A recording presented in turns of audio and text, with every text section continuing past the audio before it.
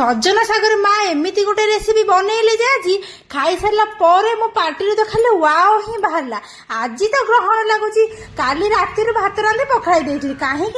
आउ किए आज रोषे कर पुणी भात नष्ट कले मो देहर जाए से बोले आज पखाड़ करदेलु शाशु बो आज पखाड़ खाईदेव बोलिकी पखाड़ कौन खाइबू चिंता थिला माँ मत कहले जा छात उपर जा सजना शाग नहीं आसबू छात उपर जा देखला कौन छंचन शाग सब हाथ पाहांतारे शाग देखी खुशी हो सबुतक शाग तोलिकी नहीं आसिकी बाछी बुझी माँ को देली माँ सजना शाग नड़िया गोटे एत सुंदर भजाटे बनइले मु तो खाई सारा पर मो पार्टी तो खाली वाओ ही बाहर कहीं शाग आ नड़ियार जो कॉम्बिनेशन थिला बहुत ही टेस्टी थिला आ डेरी कहीं आपण मैंने भी जातु मोर रेसिपी ट्राए करंतु आ कमेंट बॉक्स में लिखि दिंतु वाओ रेसिपी बोली आ जार कमेंट सबुठारु सुंदर हेतिबो मु तांको कमेंट को मो वीडियो रे पिन करिवि।